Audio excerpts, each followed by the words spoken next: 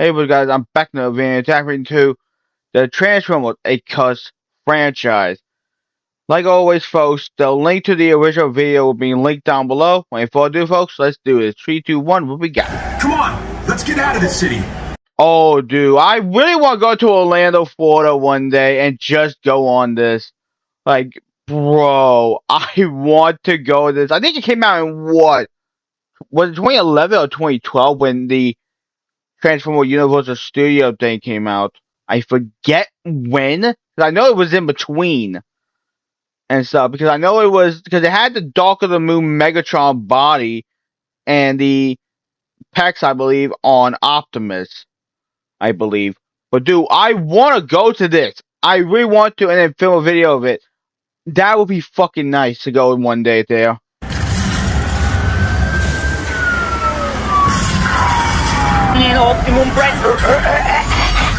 Yeah, that's a Prime CGI model. The Transformers, everyone's favorite something or other. Look, I don't really know how to introduce something that everyone already knows about. I really don't need to sit here and explain to you what Transformers is. What I do want to get into though, however, is how Transformers is unique culturally due to one specific reason. See, we live in an age where being a part of any fandom is going to come with some baggage. There's always something going on in the fandoms of basically any piece of media. That's true. That is fucking true. There's a lot of franchises, a lot of fandoms out there that are, fucking good and is welcoming. While some are just straight up like, do I really want to be part of this community? Like, look at the weird ass shit they're doing with these characters. So yeah, being in some fandoms is like what's the word? A two-sided coin. Is like you're either gonna get a good one or you're gonna get a bad one. It's always like that. There's never in between. There's always a good and bad on some fandoms. And the bad fandoms, those ones are the most wildest and weirdest one, like Minecraft, Roblox. I forgot the other ones, but like there's so many other fandoms out there, including Pokemon to an extent. Like the kind of videos I've seen of people talking about the Pokemon community and the weird shit that goes on, I immediately go,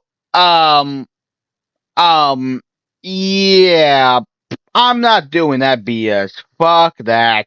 So yeah, not really gonna fuck around and find out with that one. And even though 90% of the people in the fandom are normal, the other 10% tend to drag the whole thing down. To where now, if you're a proud fan of something, you're going to be labeled as like a weirdo, or an incel, or a racist, or whatever the fuck else fans of that franchise manage to get up to at conventions. Transformers, however, is the one fandom that I belong to where I never really feel like I'm expected to explain myself. I'm not ashamed of any of the things I like, though Transformers is the one where I'm not really going to get any odd looks. That's true. That is 100% true. Like, I can say, yeah, I'm a Transformer fan. They don't do or say shit. They just like, oh, okay. Like, they don't give me any dirty fucking looks. Or say, oh, you're part of them. Because it's like, dude, Transformers been around for 40 goddamn years at this point. And it's like, you telling me that you wouldn't do shit. Like, bruh. And that is because the Transformers fandom, for the most part, is extremely pleasant. TFCon LA was one of the best conventions I've been to, and a huge part of this is because of how great the community is. Yes, there's going to be some problem people here and there, just like any other fandom, but those people usually find themselves shunned from the fandom and community at some point or another. No, the plight of Transformers isn't its fan base, but rather the fact that the franchise belongs to two rather abusive parents. Takara Tomy and Hasbro. For those who don't know, the Transformers in the US is technically a combination of two licensed series from Japan. Yeah, and I'll have a icon above right now to Christmas Feelings basics on the Transformers, like how it was created, like the origin of it. So you guys can go check that out later on after you watch this video, of course. Because he goes into the depth about it, so yeah. those being Microchange and Diaclone, both of those being produced by the company Takara. And when Hasbro brought those two toy lines over across the Pacific, they were combined into the single toy line called the Transformers. And so Which was the Transformers has best. kind of been this on and off collaborative effort. Sometimes they both are working together on the franchise, and sometimes they're sort of doing their own thing.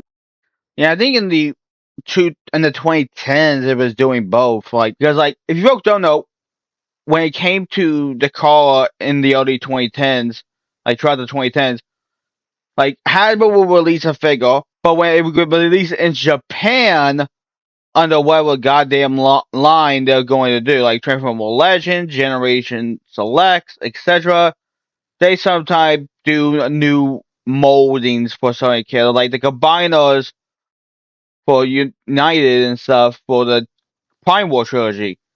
They literally will release a figure in Hasbro market that looks decent, but the second you see the car version, it looks like night and day with new molds, better paint, everything. Because Hasbro normally goes for toy accurate Transformer toys when it comes to like the 80 toys, along with the colors.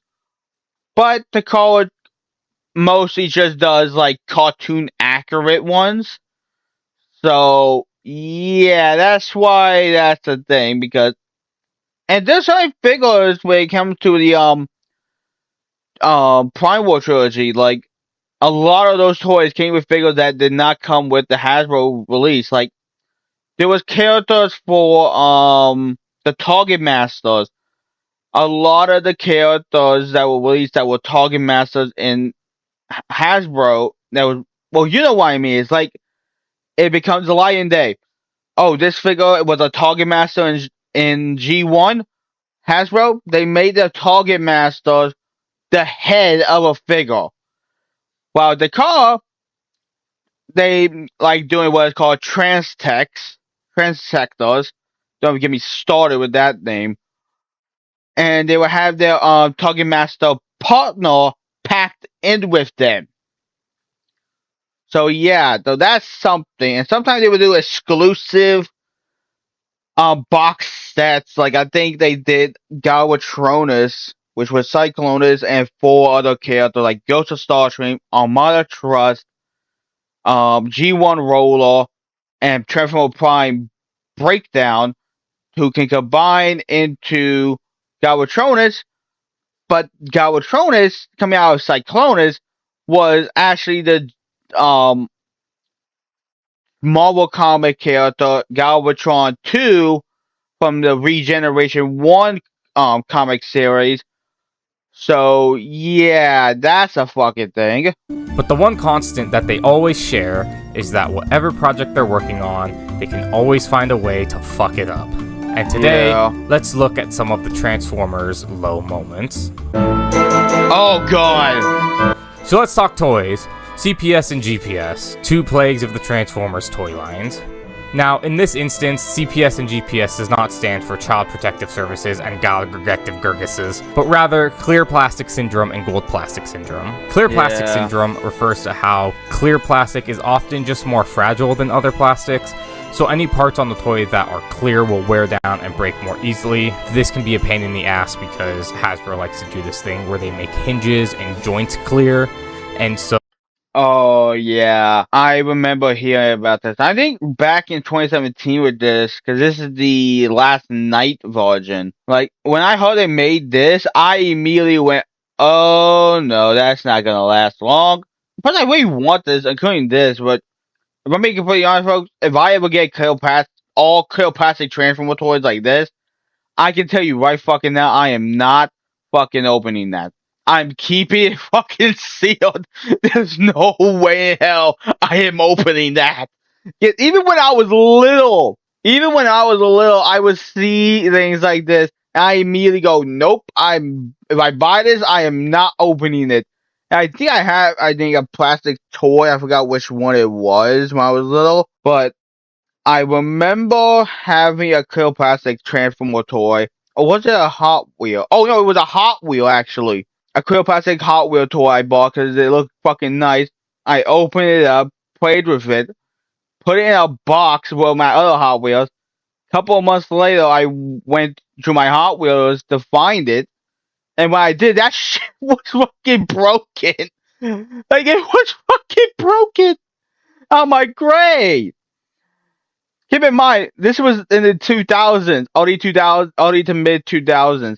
So this damn thing cost like, I think like 99 cents or $1. I believe it. I forget, but it wasn't over $1. I think it was like 99 cents or one solid dollar or what, maybe 1.90 or something like that. I forget, but I do remember that. I remember that fucking shit clearly. And from that day on, if I buy a Cleopatra toy like that, I am not opening it. I am not gonna open it. Because I will be fucking damn if I do that shit again. That's why when it comes to all Cleopatra toys that I owned over the years, I never opened the toy. I never opened it because of it. Because there's no way in hell I'm fucking doing that BS. So you will just have arms falling off of things. Yeah. Gold plastic syndrome is the one that you hear talked about far more, and is more of an actual issue. Also, this one is actually Hasbro and Takara's fault. So this isn't exclusive to just gold plastic, but it can really affect any type of metallic plastic. When these toys are being produced, to get the metallic color, they mix the color dye into the plastic, just like any other color. However, with these metallic dyes, for some reason, it is believed that when the plastic was molded and dried, it didn't bond as well as it did with the other dyes. This means there are lots of air pockets in the plastic, meaning it deteriorates a lot faster. Over time, gold plastic becomes extremely brittle, and in extreme instances, will simply crumble into pieces. Yeah, and I don't think I ever owned a Transformer toy with that had gold plastic on it. I think the only gold plastic I thought was literally just painted. Like, they just painted it on the character. They didn't do the moldy of it. Because I don't think I ever owned a Transformer toy that destroyed this technically tons of dust like Cosmic Rush into dust because of the gold plastic syndrome. I don't think I ever did. Because I see toys I had that had gold plastic on it, but seeing how it just chips away and it doesn't destroy anything, it's just painted. It was literally just fucking painted gold. So yeah, that's literally what I have encountered. I had never encountered anything like this. Some toys have this so bad that you can literally just crush them to dust in your hand. This problem also affects certain types of brown plastics as well. Randy is one of the worst victims of GPS. You know that video of the gold transformer being crushed? Yeah, that's him. But Randy has another big problem. You see, our dear old Randy is an auto-transforming toy. What that means is that the toy is spring-loaded, and you simply flip a switch to release the springs, and all of the parts fling into place, turning the toy into its robot mode. Randy is solid gold. Are you seeing the problem? And what makes it worse is that if you get your hands on a brand new one, the toy is packaged in its animal mode, meaning all of the springs are currently engaged. So a Randy toy, in its box, is essentially just a loaded gun that's waiting to be set off and explode into a billion tiny pieces. This has made toy collecting kind of a pain in the ass as the years have gone on, because I grew up with Transformers Armada, but trying to collect a complete Armada set feels like a fool's errand, as a bunch of toys just have small random parts made up of gold or brown. Yeah. I grew up with Transformers Animated, like, when it came to the TV show. And I don't think I've ever seen a Transformers Animated toy with gold plastic syndrome on it. So with me collecting all the animated toys, I think I'll be able to because I don't have to worry about shit like this. Luckily. And I think the same thing goes with the first live action movies. With the first, Michael Bay movie. Because, first it was that, then Transformers Animated. And I fucking loved it.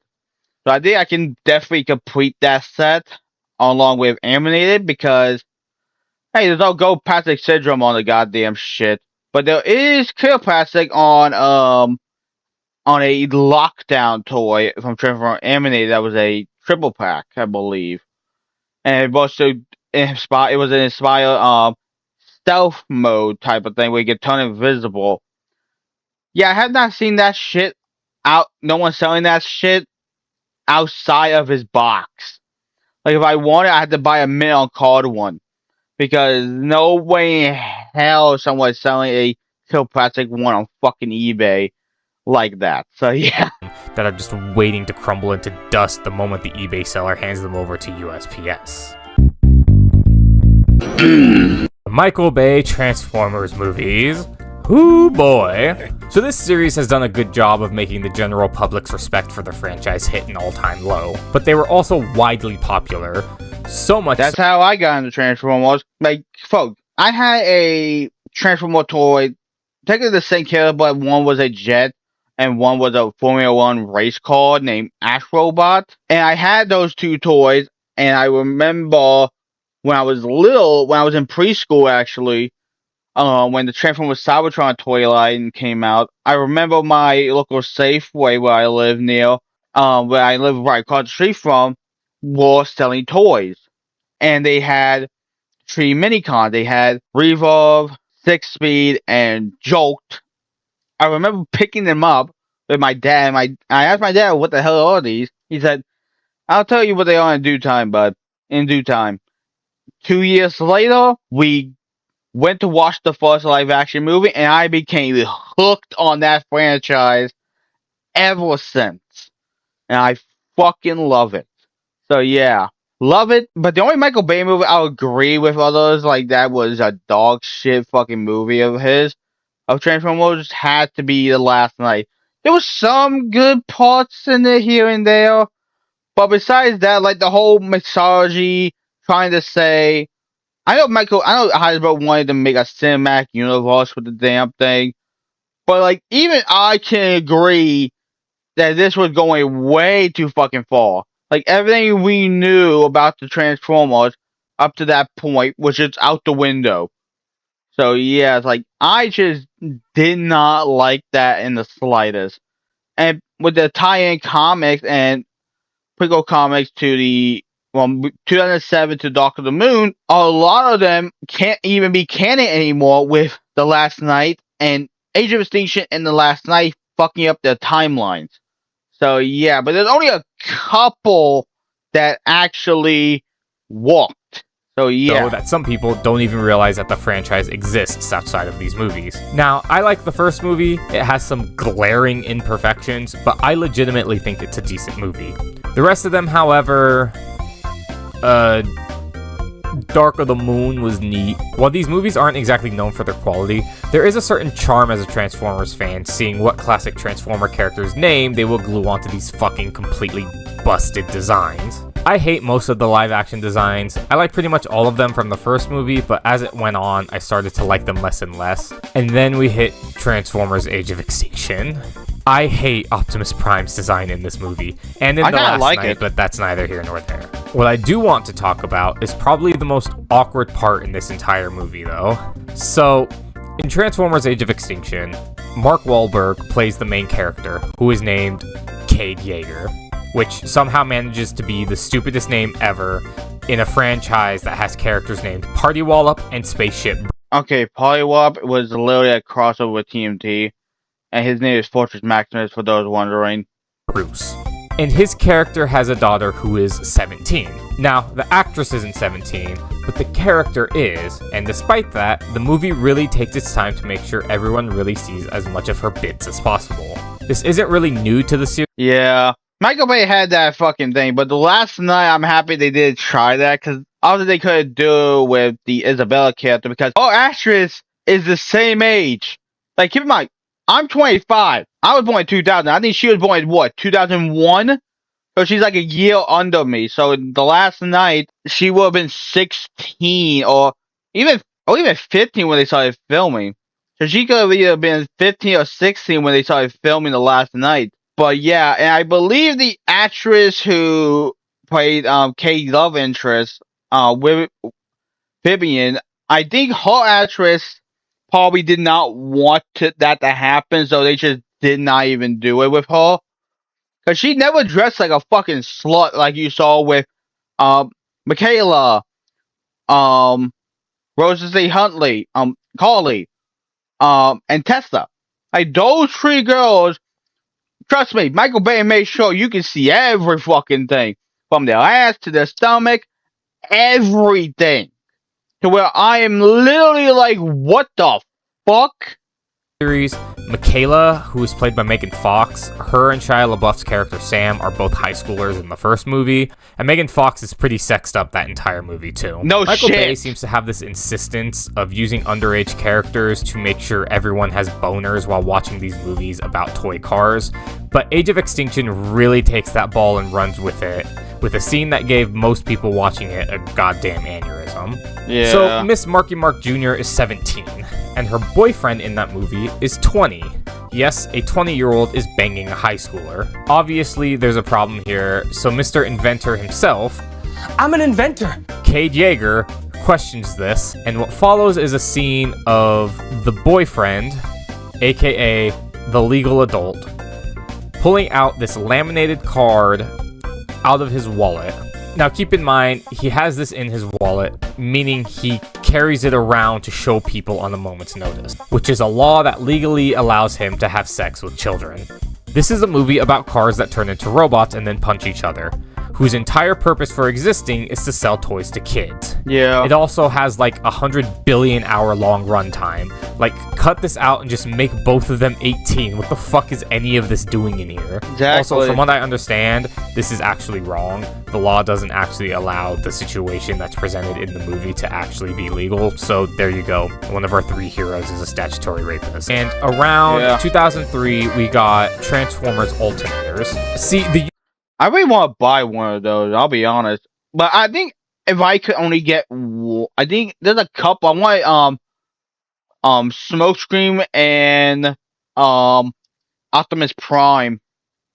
Maybe Ravage. I don't know, but definitely Smokescreen and Optimus I really want to get from the Alternator or Binotech toy line. Because here in the States, that was called Alternators, but Alternator in Japan was named Binotech, and it came with a little manga, I believe, talking about it. And it actually did clear up some confusion and continuity with the Generation 1 cartoon in Japan.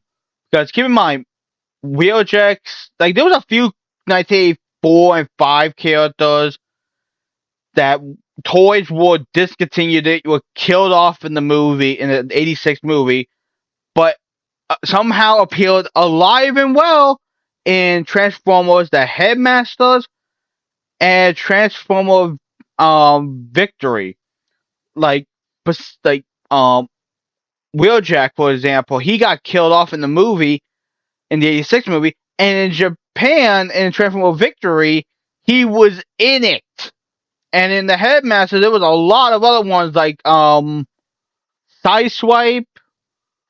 and a couple of other characters. Like, holy shit! Unicron trilogy, starting with Transformers Armada, moved away from name brand vehicles and moved towards just generic.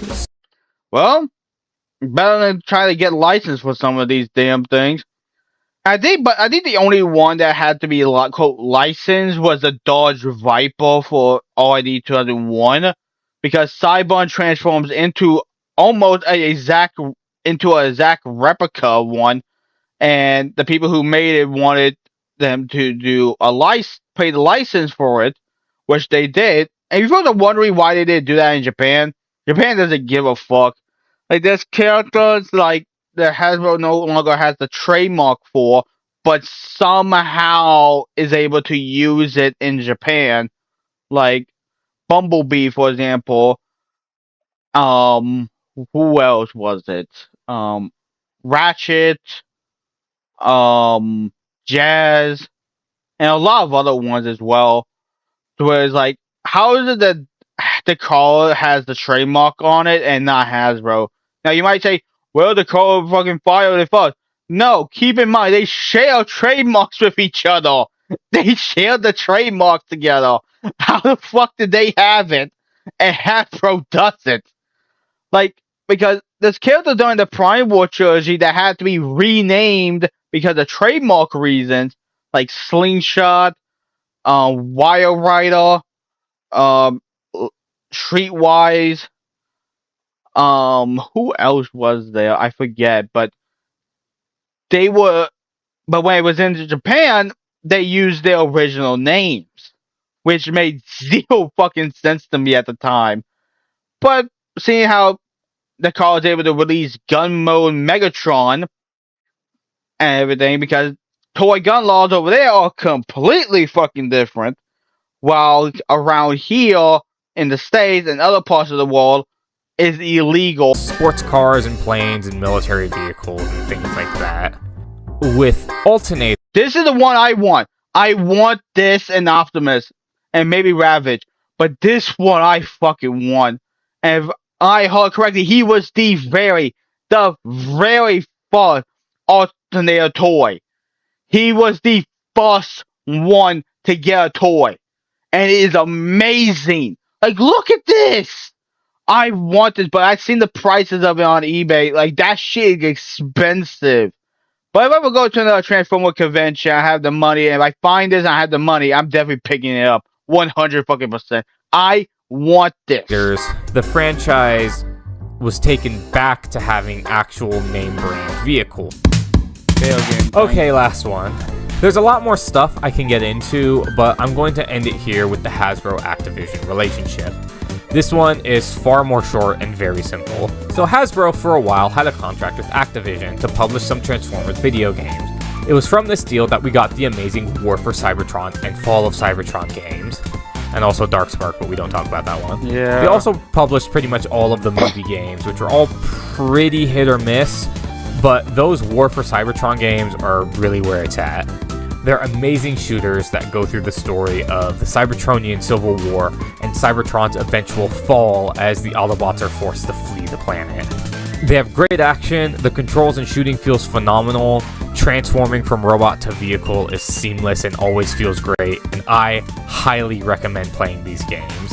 But Hasbro doesn't, so eventually the contract with Activision was over, which means no more Activision games. Boo, whatever, at least we have these games they already made. Yeah. See, that's the thing. I don't know the details, but for whatever reason, once the contract ended, all versions of these games were pulled from stores. That means all of the digital versions of the Xbox and PlayStation online stores were now not available. Meaning now there was no way to legally play these games other than buying the physical copies on eBay. Yeah, and people wonder why I'm not a fan of the all-digital direction we've been heading in. People have been begging forever to remaster these games, or even just port them to the newest consoles. There was even rumors going around that the reason why this can never happen is because Activision lost source code for the games, making them lost forever, so the only way we'd get any type of re-release was for them to just completely rebuild the games from the ground up. But no, that's not even true. It was stated that Activision absolutely has the code and knows where it is. They just can't do anything with it. Hasbro is the holdout here. For whatever reason, they're refusing to contract with Activision. Yeah, which, that's a big L on Hasbro part. Like, just do it. Like, you see how successful a lot of these games are. Why just cancel it? Again, to re-release these games. Fuck you, Hasbro. I want to play Escalation again. Well, folks, that's it for today's video. So don't forget to like, subscribe, favorite, comment, and don't forget to keep it rocking. Peace out, my Cybertronians.